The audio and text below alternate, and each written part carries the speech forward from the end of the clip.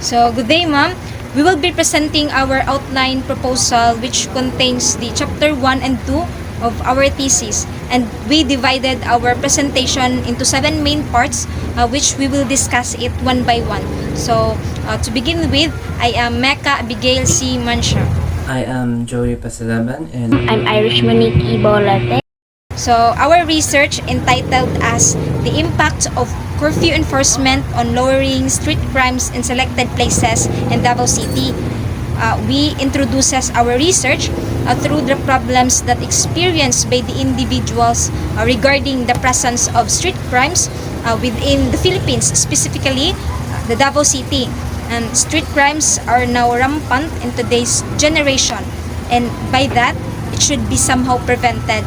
It was already been stated that criminal in violence prevention is one of the important factor in suppressing the street crimes within the community.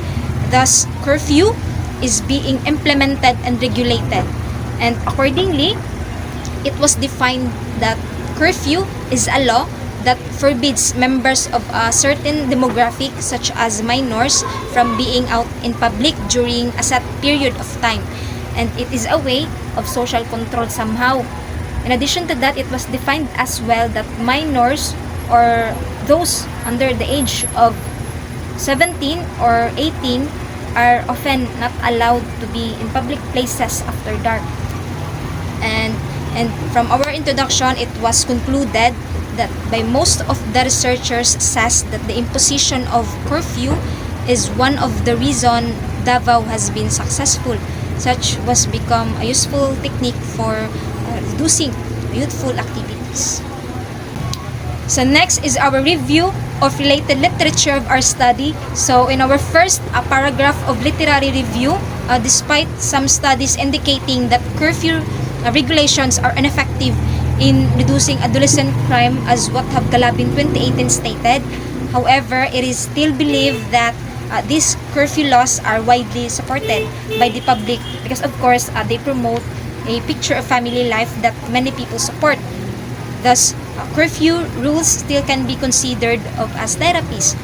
Therefore, analyzing their effects is vital. So, since the world desperately needs safety, we mentioned in the second paragraph that from the study of Andres and many others in the year 2021, which they mentioned that the usage of curfew serves the same aim, which is to protect children, safeguard the people's lives, and those in authorities' safety and control authority. A curfew helps to ensure the safety of people. When a curfew is established, it is believed to be safer in riskier situations, especially at night.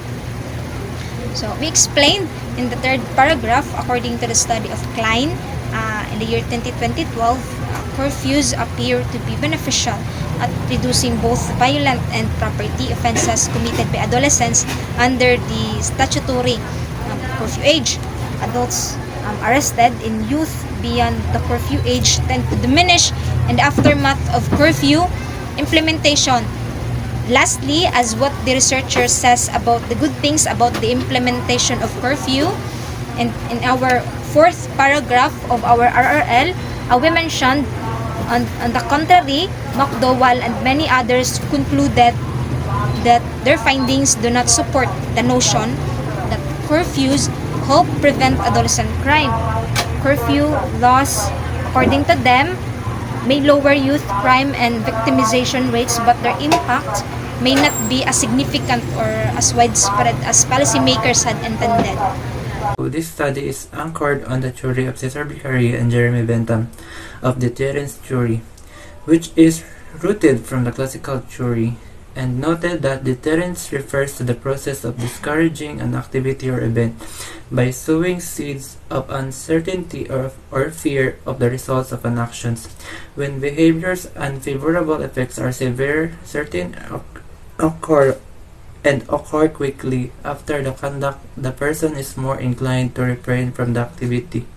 In addition, opportunity theory street crimes implies that criminals choose targets that will provide a large profit with a little effort and risk because they are making a rational decisions there must be at least one motivated offender who is ready and prepared to commit a crime, as well as favorable environmental factors including the availability of opportunity for crime to occur. So let's proceed to the objectives of our research. So the primary purpose of this study will be determine the significance relationship between the impact of curfew enforcement and street crimes in selected places in Davao City. The first objective is to assess the impact of curfew enforcement in terms of the level of implementation of curfew ordinance, security, and discipline. This will help us to assess how the residents, students, and barangay officials view the police force's efforts in being attentive to the needs of the public, being reliable, and in providing security, service, and being responsive to calls for assistance or emergencies in the conduct programs of the barangay for the violators of the curfew ordinance.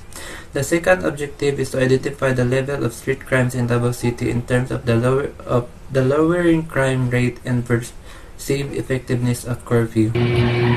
Hypotheses assume that no significant relationship exists between impact of curfew and street crimes. This study intends to investigate the relationship between the impact of implementation of curfew towards the street crimes in selected places in Davao City. Research methodology. The study employed a stratified random sampling technique wherein only the available and willing participant in Grabahan, New Matina, Davao City and Sandawa, New Matina, Davao City, especially those who have been long-term residents of the community, were taken as respondent of the study. For the independence variable, it has adapted from Curfew 2020 and PIA 2023, and the dependent variable was from the research of Galibi at 2018 and PIA at 2023. This research study will be using non-experimental descriptive quantitative research using correlation techniques.